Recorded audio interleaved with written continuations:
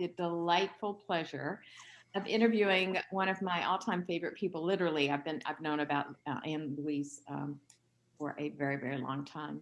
So Anne Louise Gittleman is with me. And let me tell you a little bit about her. She's an absolute pioneer and has been around for years teaching the most amazing information about functional medicine. As one of the world's foremost experts in functional and integrative medicine, Anne Louise holds an MS in nutrition education from Columbia University, has the title of Certified Nutrition Specialist from the American College of Nutrition, and a PhD in holistic nutrition. Thank goodness we have you around, Anne Louise. She has also served as chief nutritionist of pediatrics clinic at Bellevue Hospital and is the former director of nutrition at Pritikin Longevity Center in Santa Monica, California. She's won numerous awards, including the American Medical Writers Association Award for Excellence. Congratulations. Thank you. Continually breaking new ground in integrative and functional medicine, Anne Louise is a top nutritionist who is years before current trends like paleo and keto. She's internationally recognized as a pioneer in dietary, environmental, and women's health issues. And she's an award-winning New York Times bestselling author of over 35 books, ladies and gentlemen, oh my God, on health and nutrition, including diet, detox, women's health, men's health, perimenopause, menopause, beauty, and the environment. Thank you for all the work that you do. Thank you for all the work you're doing, Women to Women. You are welcome. We're both trying to make the world a better place. That's the deal. Indeed. So one of the things that's funny, I was just kind of looking at one of the things I have said for years, your biology or your biography can become your biology if you don't change your life. And one of the things that you talk about is your biology is not your biography. I love it. So talk to me a little bit more about what that means to you.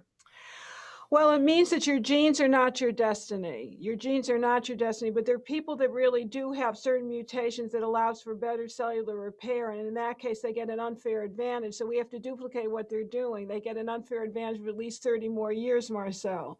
So we have to do away with all the pesticides. We have to do away with all the bacteria that's out there, the virus, the parasites, the EMFs that really can affect our system so that you become more vulnerable to diseases of aging and autoimmune illnesses. And that's what my new book, Radical Longevity, is all about. You need to detoxify, you need to excrete all the toxins because we're constantly exposed, and do whatever you can, body, mind, and spirit, to be in tip-top shape.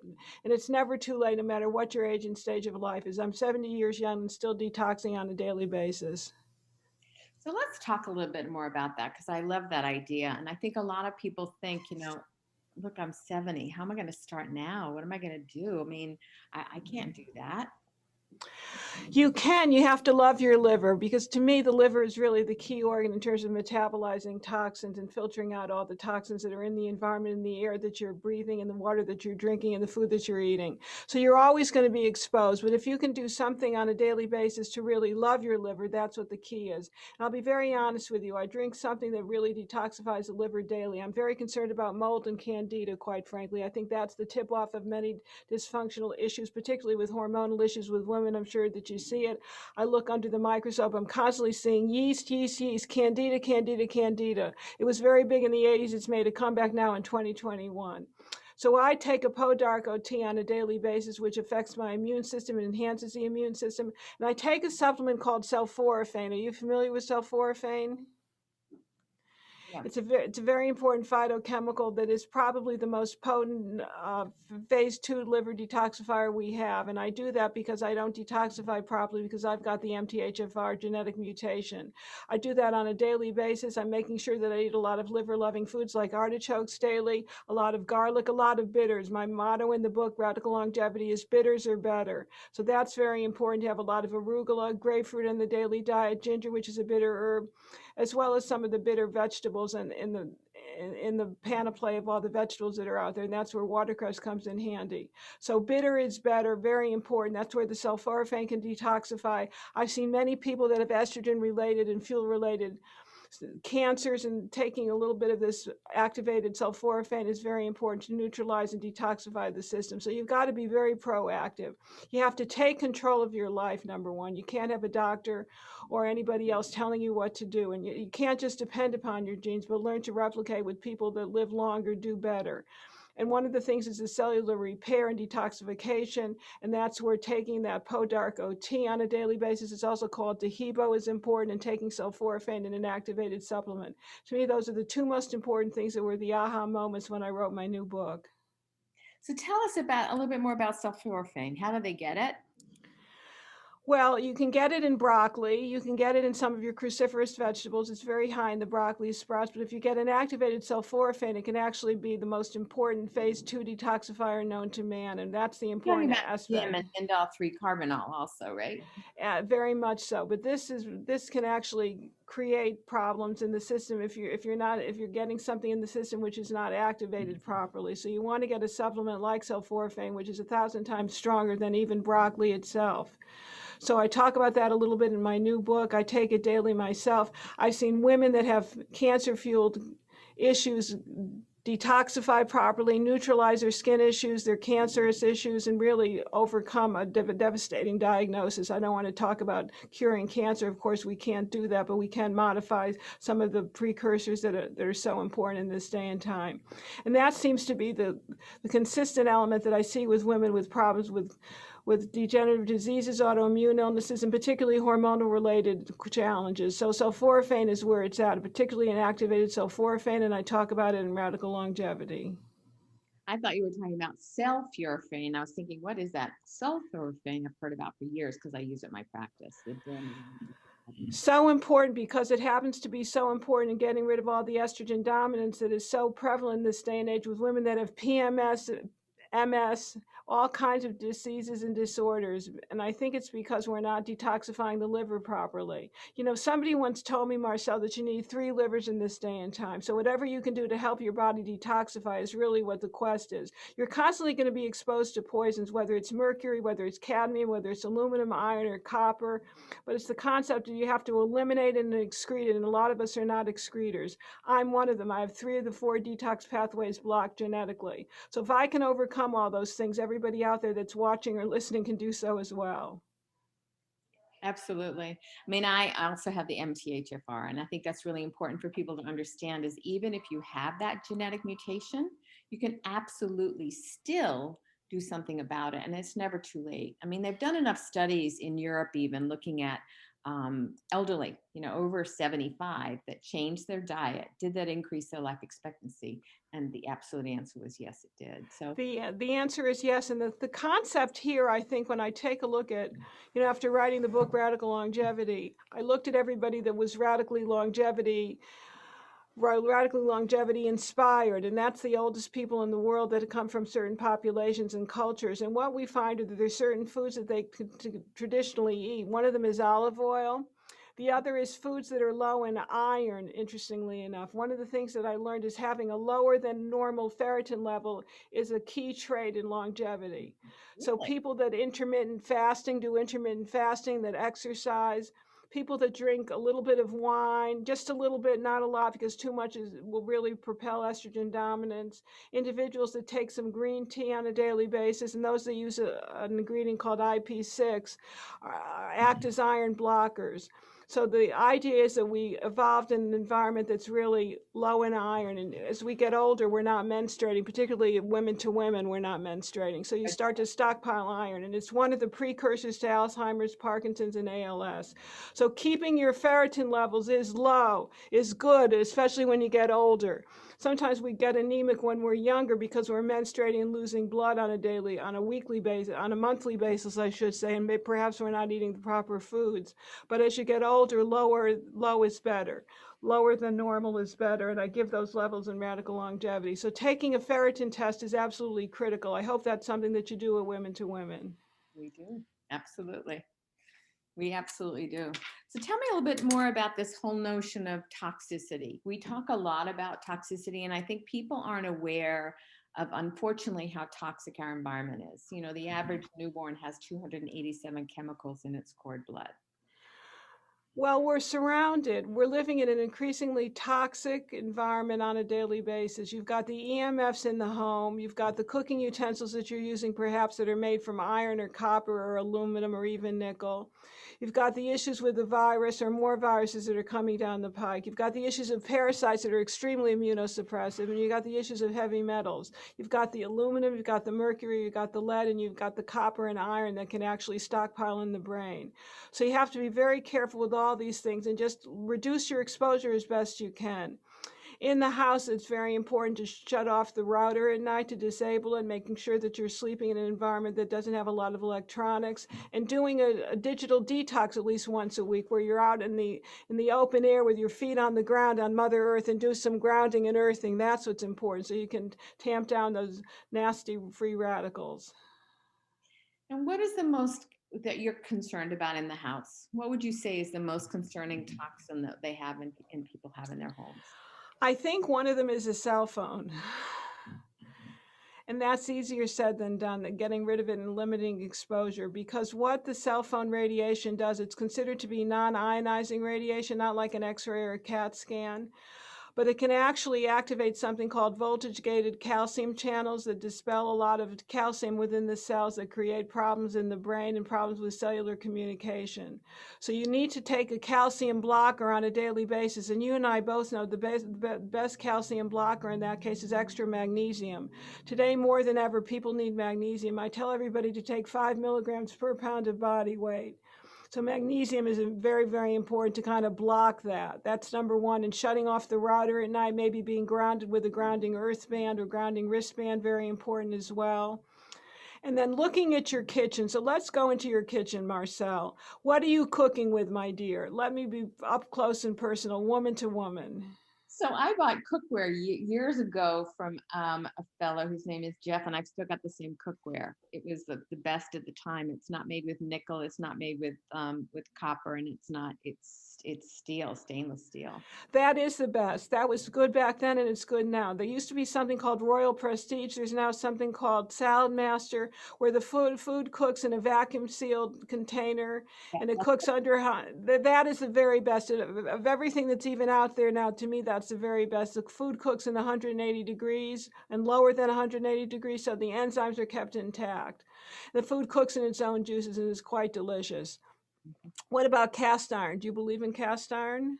I don't have any. I mean, I think I have one pan of cast iron, and sometimes I'll use that periodically, but not periodically. So what we have found when we started measuring ferritin, which I started doing 10 years ago, is that people that have elevated iron levels in their blood, most of them were cooking in cast iron. You got rid of the cast iron, the iron levels went down to normal. The ferritin, the stored iron, went down to normal. And in so doing, people's headaches, their skin conditions, their brown spots on their hands all dissipated because of the lower iron. So you have to get the ferritin lower than 100. The reference ranges are very unrealistic in this day and age, but the people, again, that live the longest have the lowest ferritin in their bloodstream, including the Mediterranean people, the people from Sardinia, and the people from Okinawa. So lower is better when it comes to iron. So getting rid of that cast iron is important if you're over the age of 51 and no longer menstruating. I'm both of those. And I'm both of those I'm closer to 80 than I am to 50 in this day and time. But the point being is the iron is important. Copper is not healthy because it eats up vitamin C and molybdenum, and very unhealthy because you're going to upset your copper zinc balance, which is so crucial for mental functioning. You also have to get rid of your aluminum. Aluminum is very toxic. I remember my teacher back in 1974, believe it or not, said to us in a classroom in Albuquerque, New Mexico, "I'd rather have a poisonous serpent in the kitchen rather than aluminum." So we know that aluminum can stockpile in the brain. We know that from the research that was done by Dr. Christopher Exley in the UK, who's known as Mr. Aluminum, has written 150 papers. And people that, when they die and they've done autopsies, they have extraordinarily high levels of aluminum in the brain. So we know aluminum is a real precursor, a real adjunct to the development of any kind of cognitive dysfunction. So don't get just rid of your aluminum. Get rid of the aluminum foil, the aluminum pots and pans, the containers that you're using. use a little parchment paper instead. So between the aluminum, getting rid of the cast iron, you've got some nickel and a poor quality stainless steel. You got to get these better stainless steel cooking utensils. That's where the Salad Master and the Prestige, it was Royal Prestige back in the day. That's That probably, was the one that we bought. yeah. So let's talk a little bit then about, there are a lot of people that use air fryers, and they're using them to keep the oil down and not have fried foods and things like that. But my concern is always what's in the container that they're air frying. My concern is what's in the container, and also for the fact that the air fryers, because they cook high and dry heat, is a real precursor for the advanced glycation end products that are found in every disease known to man. So the best way to cook is with low heat and high moisture. So you have to say goodbye to high and dry to get rid of the advanced glycation end products, and hello to wet and better, because wet is better for the lower amount of advanced glycation end products getting in the food. So the way that you're cooking is critical. If you're going to be grilling, you have to marinate. If you're broiling, if you're frying, if you're air frying. But if you're going to be eating properly, you should be steaming, poaching, and you should be braising as well. So you want to cook with more water. You don't want to dry out the food. That's very high in these advanced glycation end products that are found particularly in diabetics and people with high blood pressure and people that have cancer, God forbid. And when we see a lot of advanced glycation end products in the blood, we don't see any of the survival genes. So it's very much an aspect of aging. It really gets rid of the SIRT1. So you want to be very careful about how you're cooking foods and what you're eating. That's why you have to say goodbye to a lot of these ketogenic foods, because bacon is the highest food of all in advanced glycation end products. You may be getting thinner, but you're getting older. So goodbye to bacon. Bacon was one that I found was really an aha moment in doing my research for the book. The other one was a lot of butter. Butter is still high in advanced glycation end products, and cheese particularly. The longest lived people do not eat a lot of cheese. Cheese is very high because of the aging process and the culturation process. It's innately in the food itself. So it's not just how you're cooking it, it's in some of these animal food products, which is why some of the vegetarian products are more acceptable for longer lived people, because they're not so high in the advanced glycation end products, and they're lower in iron, and that's the key. Lowering the ages and lowering the iron. So Louise, let's talk a little bit about that then. I mean, people are so confused about what to eat. Do I do low fat? Do I do low carb? Do I do Mediterranean? Do I do balance? What do I do? So what is your recommendation for them in regards to, do I do paleo? Do I do keto? How do I eat? Well, there's not one diet that works for everybody. I know that we agree on that. So that's number one. I personally like a balance of 40-30-30, which is what my Fat Flush and my Radical Longevity plan is based on. So you want 40% of the good carbohydrates, 30% of the protein, 30% of the fat. As women get older, they need a certain amount of carbohydrates to feed the beneficial bacteria. They need it for their hormones, as I'm sure that you know. They need it for their mood and to be able to sleep, for God's sakes. And fiber. And it's got the fiber that's also feeding the good bacteria. So I'm a believer in a basic type of Mediterranean diet without the nightshades, because the thing that I have learned, being on the planet as long as I have, that many people are calcifying before their time. And it's because of the solanine content in very popular products, from the tomatoes, potatoes, eggplant, peppers, and tobacco. So I'm telling everybody that has any kind of osteoarthritis or rheumatoid arthritis or skin conditions or even calcification in the blood vessels to get off of nightshades for 3 months and see how they do. It's been the most magnificent thing I've ever found for people that have incurable diseases and autoimmune conditions. Nightshades are a real problem. That's why so many people have aches and pains and stiffness as they get older. They have stiff muscles, stiff joints, stiff tendons. And if you get off the nightshades for 3 months and then come back to me and let me know how you do, I'd be very, very appreciative. Great idea. So let's talk a little bit about then the 30-30-40, because many years ago, Dr. Sears came actually out with the 30-30-40 My plan. good buddy, Dr. Sears, yes. And I mean, he's such a wonderful fellow with all the best research with the EPA and the DHA and so forth, and the importance of fish oils, which has been life-saving for many people with brain injuries. Absolutely. So what I'm going to say with regard to that is that I think it's very important for people to know that a balanced diet is important, and that's where I think the olive oil comes in handy. People that live the longest and are the healthiest and the fittest eat a lot of olive oil, which is high in polyphenols, very important for the microbiome, very important for the blood vessels. So you've got the olive oil, which is important, coconut oil, and hemp seed oil. I talk about the importance of hemp seed oil for psoriasis and eczema. Hemp seed oil, very, very important. And it also gets rid of radiation. And then you want a basic diet that maybe does not have a lot of grains or a lot of dairy, but that has a lot of root vegetables so that you're getting your vitamin A, your beta carotene, and all your minerals that you need. And you're getting fiber in bulk, and we need that to go to the bathroom and feel satiated. So that's where your sweet potatoes come in handy. That's where your squash comes in handy. That's where your peas come in handy. And that's where your beans come in handy. The healthiest people in the world eat a lot of beans, and they also eat a lot of barley. So if you're going to do any grain, do a little bit of barley because it's very healing with its B vitamins for the gut. So when we talk about detox and we talk about toxicity, is there any kind of piece that's going to give us a little sense of hope here with regards to what's going on in the world and our environment? Hope is very healing, as is gratitude. So you've got to affirm that on a daily basis. I would say that after looking at everything that people can do to detoxify, I like the modified citrus pectin and alginates the best. I think that gets rid of the most.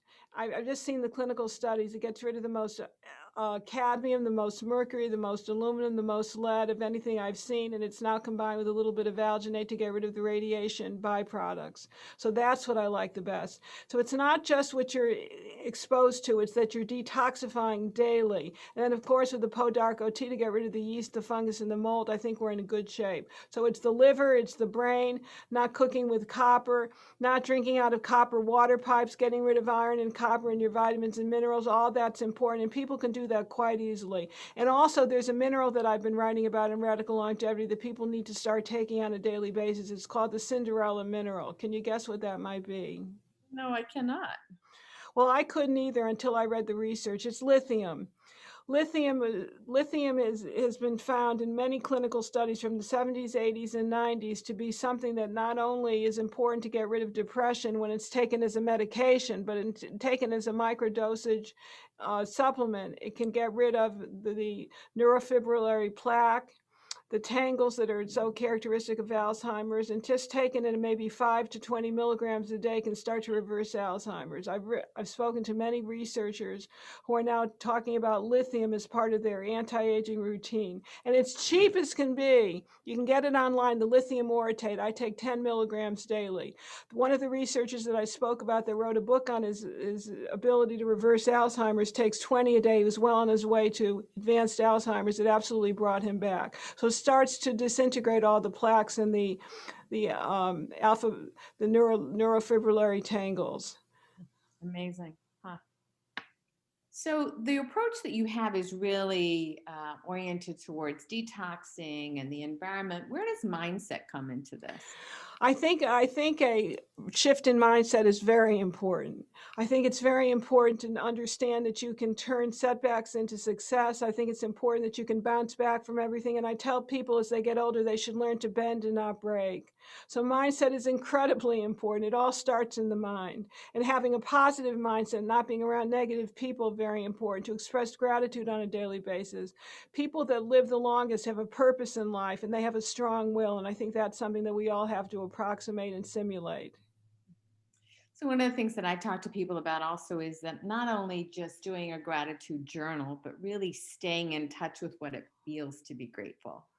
So as you're kind of approaching that notion of grateful for this, I'm grateful for that, I'm grateful for that, but really feeling it and having kind of a sense in yourself of what it feels like. That's why I like to use the botched flower remedies. I use them on a daily basis. I'm a big believer in getting in touch with those emotions. And that's the one that I like the best in terms of gratitude is holly because it opens up the heart.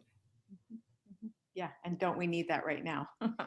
What the world needs now is peace, love, and more joy. Yes, and more openness and more forgiveness and more civility. And I don't know if there's a pill for that, but I'm up for that right now. Yeah, me too. Exactly. So one of the things that you talk about is me search. Can you really explain what me search means and turn it into research? Well, it's enlightened self-interest. I've had all the issues that I write about, from issues with the heart and palpitations to hormonal challenges to a little bit of osteopenia, the precursor of osteoporosis. So I've had to do research on myself to know what really works so I can share with everybody else. So whatever I write about, I've tried out on myself, my family, my friends, my clients, my fans, you name it. So everything is tried and true. And it's also based on ancient healing wisdom and the latest advances in science. So I've kind of I have a foot in both worlds, that of alternative and that of kind of medical clinical, and I'm a little bit of a hybrid that way. So people can feel assured that whatever I write about, I shoot from the hip. I'm pretty honest. I speak very quickly because I want to get the information out. We all need a lot of healing now, more so than ever before. Absolutely. So if I were to look in your cupboard and you were to tell me what were the supplements that you think are most essential for everybody to be on, what would they be? Magnesium is the original chill pill. And Well, again, I love magnesium. I created a magnesium supplement that has 4 different cofactors. And I find it's important because it's helpful for the heart, it's helpful for the mind, it's helpful for the muscles, and it's helpful for the brain. But again, that's 5 milligrams per pound of body weight. I think magnesium is the original chill pill. Lithium, lithium, lithium to start to reverse Alzheimer's and prevent it from occurring in the first place. And then the third one would be boron. And you know why I like boron, Marcelle? why? Because people that eat a lot of prunes don't get osteoporosis, and it's a very high source of boron. So there you have it. Get back to those dried plums, please. Is there anything else? So you've got boron, you've got lithium, and you've got magnesium. Anything else? Those are the unusual ones. I also drink a lot of Fiji water. To your health, l'chaim, as they say, Fiji water. And the reason I drink Fiji is high in silica. And silica is known to be a neutralizer of a lot of aluminum. And we're getting aluminum from the chemtrails. We're getting nano aluminum all over the place in the air that we're breathing. We get it from the aluminum foil that we used to use but will not use after this Facebook Live and the podcast. So you want to use more silica in a liquid form to kind of neutralize the aluminum. So there are things you can do on a daily basis that don't cost a lot of money that you can just implement in your lifestyle that'll start to neutralize the panoply of toxins in the environment that's just epidemic. You're not going to stop them from coming, but you have to just make yourself into an invincible fortress and work these things into your lifestyle. And that's what I've tried to do. So, okay, if we kind of sum things up, because I really like to put that together for people because we've talked about a lot today. We've talked about getting rid of tinfoil. We've talked about changing the pans that they're using glass for cooking pans, turning off your Wi-Fi at night, looking to see if you have one of the SNPs, we call that prevents you from detoxifying properly. And if you do, then you might want to be mindful of using the Prodoc RT on a regular basis, and also sulforaphane as well. And we talked also about the notion that we need to also be eating olive oil, a lot more olive oil, more of a 30-30 balance, Yes. and being aware that we have an environment that's very toxic and also emotionally toxic, as well, that we need to do some more gratitude. We also talked about lithium for the prevention of Alzheimer's. We talked about also silica, which would be also very helpful for people. And we talked about how important magnesium is, that everybody needs to get some magnesium, and boron. Anything else that I missed? No, but what I would suggest that people really recognize is that aging is a privilege. Tell us more about that, because that's not what our society tells us. I know it, and we should approach it with reverence. Aging is a privilege, and it's denied to many of us. We both have friends, cohorts, associates, professional associates that have left us before their time. So you have to do whatever you can on a daily basis to preserve your health of your body, your mind, and your spirit. So whatever that takes, from looking at the words that I've spoken today, to listening to them again, to working with you at Women to Women, to reading my book, Radical Longevity, you have to make this like it's like your divine responsibility. It's a sacred responsibility to take care of yourself. And I truly believe that. And it really becomes very true to you as the longer that you live. And the more that we see that we can actually live till 100 in the best of health, vitality, resilience with gratitude. I think that's so true. And I think that as a culture, we forget that. We think of, oh my gosh, when you're 70, well, good luck. It's like, no, no, no, no. 70 is the old 45. And now we can be vibrantly healthy into our 80s, 90s, and 100s. And I really do believe that. I've always believed that. And I've always believed that as well. But now we have more tools, whether you want to use some of the fancier tools or just get rid of the iron and the copper, which are two simple things anybody can do. Getting a little boron, getting a little silica, getting a little lithium in your diet. I mean, those are inexpensive supplements, for heaven's sakes. You can even do more peptides. You can do redox signaling molecules. You can do cell salts. You can do even stem cells. I mean, you can do this on any different level that you want, depending upon your economic status. But whatever it is, you have to embrace it, respect it, and sanctify it. Absolutely. So if people want to learn more about you, obviously your book is coming out or is out. We need to have people read. It's out, it's out, it's out, and they can buy it. Hey, Which we would love them to do at radicallongevitybook.com. They'll get 3 free downloads and 2 gifts of a bath oil of broccoli seed oil from that's high in sulforaphane. It's a wonderful little gift, and a little silver cleansing cloth, which is antibacterial and antimicrobial. So radicallongevitybook.com, they'll get the book. I'd love to hear from everybody because I think they're really going to find things in here that nobody's written about before. fantastic. And how else can they find out more about your work and Well, program? radicallongevitybook.com will take them to AnneLouise.com, and they'll find out the blogs, the podcasts. They'll see whatever they want to see on there, as well as all the newspaper articles we've done over the past 40 years. So they're welcome to peruse, to visit, to check us out, and come back again and visit. Awesome. Thank you. Well, this is a heartfelt thank you for all the work that you've done over the years and how you inspired people to really learn about themselves. And I'm very, very grateful. Thank you so much. And back at you.